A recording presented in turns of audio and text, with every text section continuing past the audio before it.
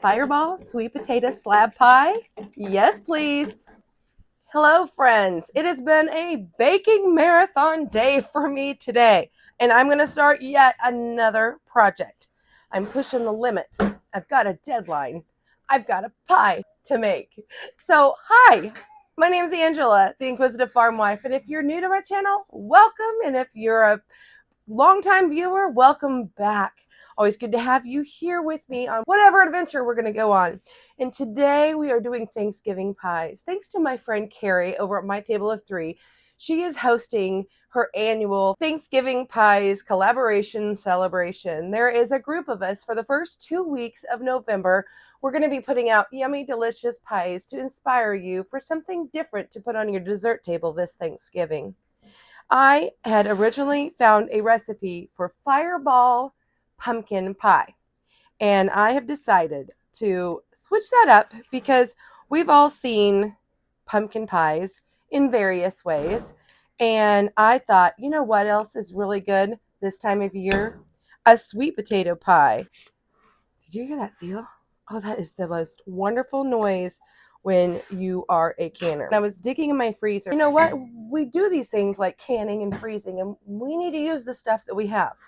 So I thought, I'm going to use some of these sweet potatoes because I did can them, I think, a couple years ago. And so they need to be used anyway.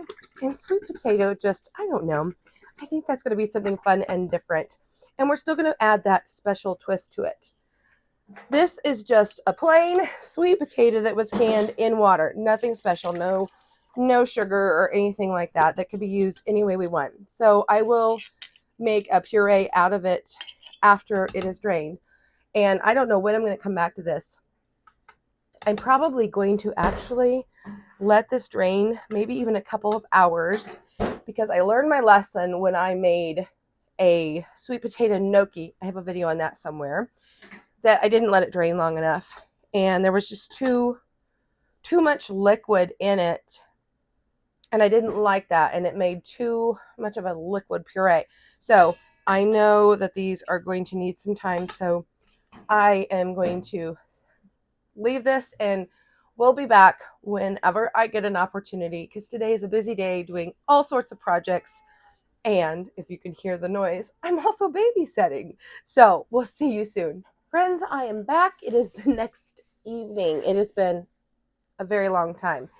Life was lifing, and it's just the way things went. So I had a lot of time for our sweet potatoes to go ahead and strain off all their juices. Most of it was removed last night, and then there is still some here in the bottom of this pan. So it was probably a good thing because I think I remember from that gnocchi experience that it was very, very wet dough, and I had to really, it was very complicated for me. So I'm going to dump that out. And one trick though that you can do is if you don't have time to drain it as long as I did. So what I want to do now is I'm going to take this, and I have an immersion blender because they're handy, they're fast, they're easy. And I'm going to go ahead and turn it on, and we're going to immersion blend this so we can measure how much of the sweet potato mash we have. So I've grabbed myself a bowl. This will do up to 4 cups. It looks like secretly I'm hoping to have enough to do a 1.5 batch. Okay, so we are definitely past the 4, probably, this is probably close to 6 cups to be truthful. So let's see, 1 can, 15 ounces. If that's 6 cups, we got about 2 cups per quart. Good knowledge to have for the future. Because if you remember yesterday, we had 3 quarts that we drained into that. So I have it zeroed out. Let's see. I'm probably going to stop at close to 30 ounces. So actually 2 pounds would be 32 ounces. So if it's a 15 ounce can, and say we go through doubling it, that's going to be 30 ounces, and there's 16 in a pound. 32 ounces would be 2 pounds. So 1 pound, 14 ounces. And it's 1 pound, 14 too. Okay. Whew. Okay. We're making a double batch. Now we know what we're doing. I'm going to save this. We're going to do something else with this. This is a good, probably 2 cups. Well, future me knows now that I don't need that many. Thankfully, my grandson's favorite food is sweet potato. So he could maybe have this if his mama wants to use this for his baby food. Or I can, for now, I'm just going to put it in the refrigerator and make another creative dish with it. These pie crusts have been in the freezer for quite some time, actually. I made these when I was doing the Amish friendship starter. Do you remember that? It was last year, actually. Yes, I love Thanksgiving pies. I've done that a couple years now. This might be maybe my 3rd year. So what I have here is a mat from Nutrimel. You know, right now I've got all that going on with Nutrimel. Big giveaway, if you haven't heard. And so what I'm going to do is I'm going to use this mat to roll it out. And if you saw, I'm going to use my bar pan. And what I'm wanting to do is kind of measure, and I want to make it bigger than this. So the trick here with really any pie crust that you're going to be working with, they usually have some sort of fat, whether it be lard or butter or Crisco or whatever your choice is of fat. You're going to want to have it chilled. So that's going to help it stay flaky. And this crust, I remember it being kind of finicky to work with. So I'm going to try to be slow and gentle with it. See, it's already starting to want to flake. I originally was going to bring you one with a sourdough starter. I just didn't have it in me to get that done yesterday, and I had this in the freezer, so this is what happened. This is what we're going to use. I hate to add too much flour to this, no matter what your choice of crust is. You don't want to add too much flour. It would get too dry. It's kind of a double-edged sword. It does help you to press it out, but yet on the other hand, it also can dry out your dough. So if you're interested in this, if you have an Amish friendship starter going, I do have a video making it, and I have another video where I use it. And I will try to remember. If I don't get the iCards up there, then I will put them down below if I remember. I'm going to do my best. But if I don't, you remind me, because I can always add those in later. And I think we're getting close here to getting it where we need to be. Now, I've been used to rolling out sugar cookie dough, and this is definitely not the same. So what I'm going to do now is I'm going to turn this, and I'm going to use this, and we're going to flip it. I'm hoping that we could just flip this right in here. That is my plan.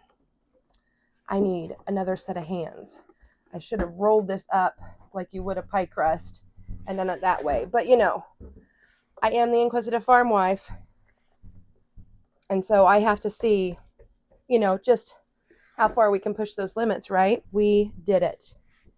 And it's going to fit down in there really nicely.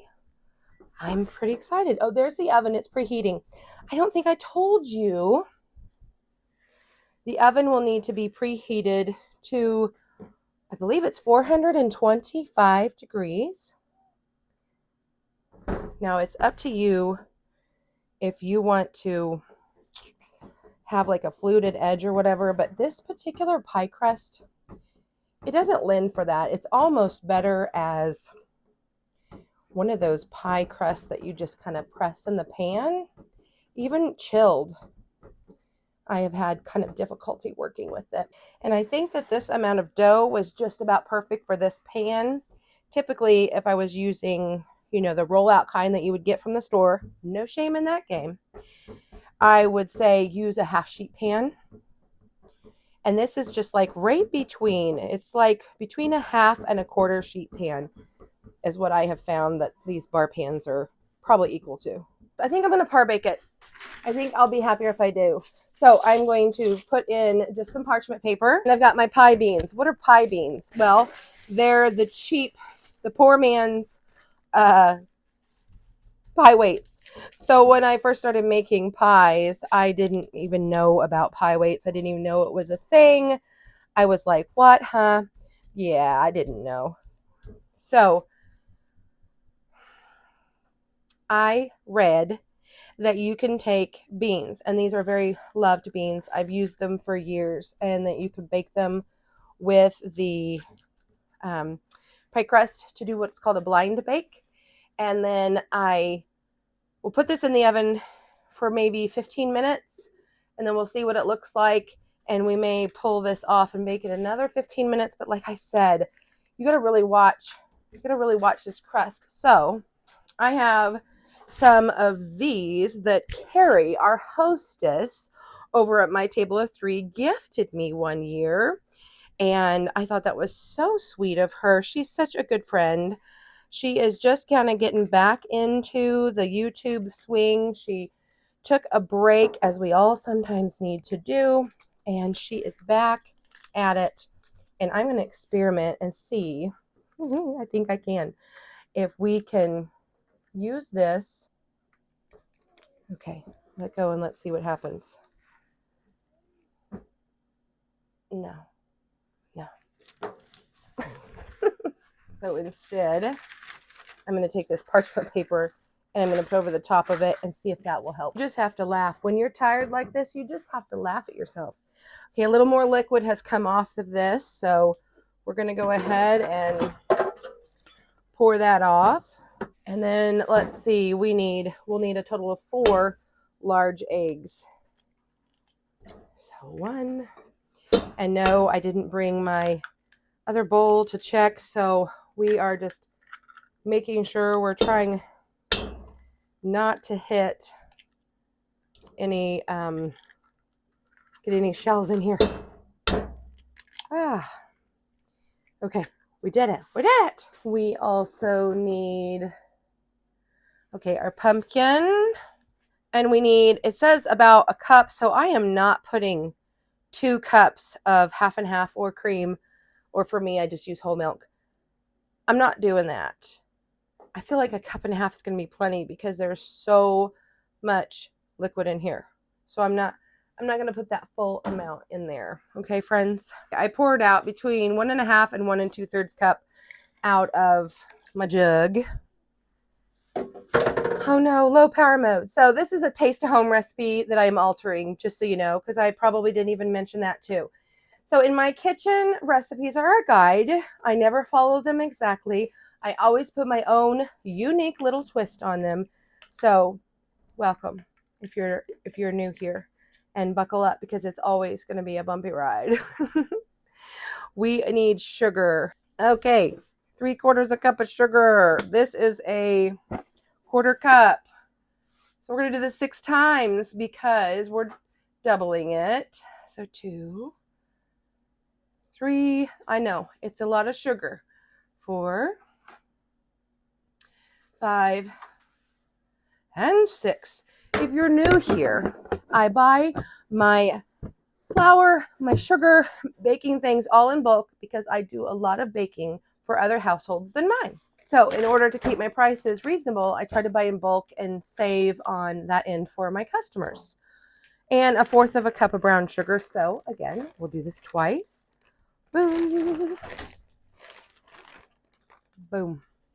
All right, now the fun part, the Fireball whiskey. I bet you were wondering, what in the heck are you doing? So, yes, everyone in this house, other than the infant, is 21 and above. But guys, let me tell you, when you bake with alcohol, it bakes right out.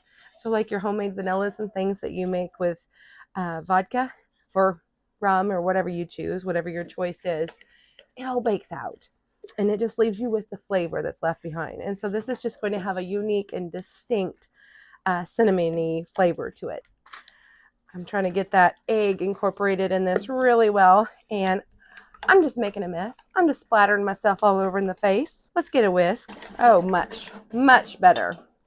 See? Isn't that lovely? And I believe this is going to be nice and thick. Wonderful. And now the Fireball. It calls for 3 tablespoons of Fireball cinnamon whiskey. So just so you know, you don't have to go out and buy a big bottle of it. You can get these teeny tiny little bottles like this. And I have no idea how many ounces it is or anything like that. So we're just going to take this for a test run. We're going to need a total of 6 tablespoons. I'm thinking one of these is going to be 3. It's going to be 4. We just need 2 more. 5 and 6. So there we go. Let's go ahead and mix that in. Okay, we need some spices and some salt. We are going to need 1/4, so a half a teaspoon of salt. And I'm using the pink Himalayan sea salt today. That's just my favorite for baking. Cooking too, honestly. I just love the pink Himalayan. And it calls for a half a teaspoon, so a teaspoon of salt. This is a teaspoon and a half, so I'm not going to use quite a full one. We like the pumpkin pie spice though, so if I get a little heavy-handed with it, we don't care. And my friends, if you have not caught on by me looking over here at my device, this is the first time I have made this recipe, so thank you for coming along with me on this first time in the kitchen journey, and I really hope that it's a huge success and not a failure. If you are one of my regular viewers and followers, don't forget, this video, when you comment, is part of the Nutri-Mill giveaway, which I thought I would be using my mixer to put this together, and I didn't need to, but I did show you a Nutri-Mill product, so it counts. Friends, go back and watch yesterday's video to get all that information. Okay, it was in there 16 minutes at 425, and the crust is done. It's crispy. Yay. Okay, and it bubbled up because, you want to know why? Because I forgot to poke it. But that's okay. It's okay. We're going to figure this out. We're going to do this together, friends. It's going to be fine. These can go back in the fridge after they cool. They will be used over and over again. Yay! So, with a fork or a knife, we would poke this, bake it. Normally, I would bake this again like 10 minutes, but I don't think I even have any foil. I'm going to have to go find some foil. This just will not do for me. Okay, foil to the rescue. That is the only thing that will possibly save us here. I knew I was taking a chance with this. Should have started with the foil from the beginning. It's going to be okay. It's going to be okay. We just have to take a couple minutes. Hot. Please put the foil on before you partake to save yourself from burning fingers. And this is a trick for you. You do not have those fancy pie shields. This is the way I did it for years. And it really does work. It truly, truly does. And I won't need to take it off now at the end, because typically you would, at the end of the cooking process, you would take it off to brown it. Well, it's already brown. Oh my. Piece fell off. Ooh. It's flaky. It is so good. Oh boy. Ooh, this is going to be okay. This is going to be okay. Cannot wait to taste the filling. See how that turns out. Technical difficulty. Sorry. So we're just pouring this all into our slab pie, and it is full. I mean, it is full. Should have went probably with my gut and done 1.5 times for the bar pan. 2 times needs to be for the half sheet pan. But I'm going to get it to fit because I love to push the limits. So I'm going to try to even this out. Make sure it gets to all the corners with the foil on here. It's kind of different to see, but it's going to be okay. And because it's thicker, so it's going to be thick. She's going to be thick. So we're going to have to cook her for the max amount of time, I'm sure. We're going to put this in the oven at 425 degrees for about 15 minutes. And then we're going to turn it down to 350. And at that point, we're just going to keep watching to see if it kind of quits being so liquefied. It still needs to jiggle. I'm going to say probably another 30 minutes after that. And I've got this about center 3/4 down in my oven. Watch this. Do you see this? It looks like it's alive. It's a bubbling. It's a bubbling. It's a bubbling hot. Guys, I apologize. I've been kind of goofy this evening. It's just been, life's been that way. And you have to make light and have fun because life's too short to take life too seriously. I'm going to go ahead and take this off so it doesn't get stuck in there. Our crust. It ended up getting brown anyway. Oops. I think our pumpkin's definitely done though. I went to turn the oven light on and I accidentally shut off the timer. So I'm really not sure how long I cooked this, but the directions said somewhere around like 45 to 50 minutes, I think. And I bet I did at least 30 to 45 minutes. She's not really, she looks done. She's not really jiggling. You can kind of see the bubbling up. We cracked. We're going to sink. We're going to be ugly. But sometimes your ugliest creations are the ones that taste the best. And I think I'm going to let this cool overnight, obviously.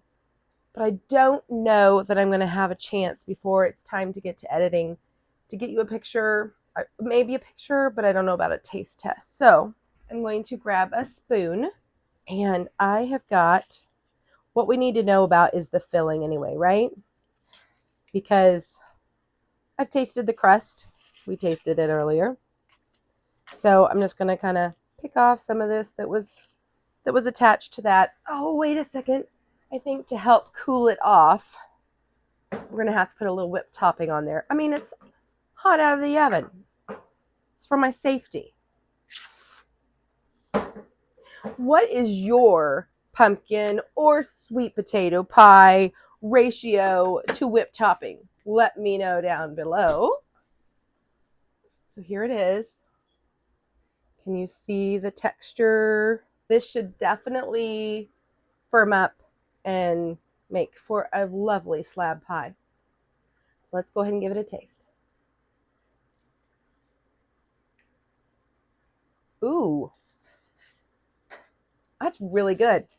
I think I better get some without, for science sake, some without the whipped topping.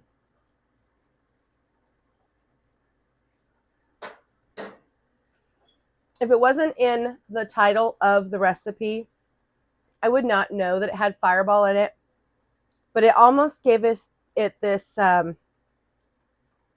sweet caramelized cinnamon. I don't know how to explain it any other way than that. I really hope that you will give this recipe a try. If you want, just cut the recipe in half, put it in one single pie crust, buy the kind from the store, make your own, however you want. It doesn't matter. This is going to be desserts for several days in our home because I can store this in the refrigerator and it should last multiple days. I mean, maybe a week even if you push it. So this is what I'm going to do with mine. Let me know what you would do with yours. And if you have done a similar recipe and what kind of results that you had with it. I will try my best to remember in the description box below to send you a link to put it in there so that you can see the actual original recipe. But honestly, friends, if you just Google Fireball pumpkin pie, you can use it and do what I did and adapt it with the same measurements of either homemade pumpkin or, like I did, sweet potatoes. Guys, I hope you have a lovely Thanksgiving. And thanks again to our host, Carrie, over at My Table of Three for inviting me again. I think I've always had a bit of a flop pie in her collaboration. And bless her heart, she always invites me back. So forgive me for not having a picture-perfect piece of beautiful food artwork for you today. I appreciate your patience and I appreciate you coming along with me, not knowing half the time what we might end up with. But this one's a keeper. Bye for now, friends. See you next time, right here I'm the Inquisitive Farm Wife.